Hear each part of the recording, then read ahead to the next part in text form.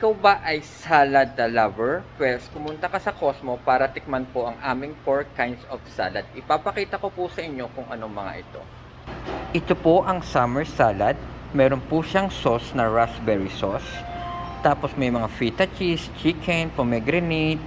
Ayan po. Bago lang po ito sa aming Cosmo Cafe.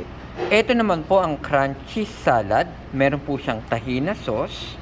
May chicken, may onion, may chickpeas, lettuce, kale, yun po yung leaves niya.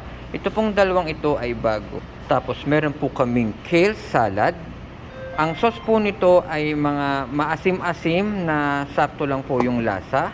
Tapos ang kale leaves po yung gamit natin. Then may chicken and may corn, may beans. So healthy po. At last, ito yung cilantro salad. Ito yung pinaka-paborito ko sa lahat kasi manamis-namis siya. Tapos merong lettuce, onion, carrot. Ito po yung sauce niya.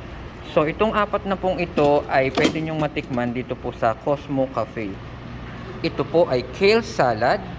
Ito po ang cilantro salad. At ito po ang ating summer salad.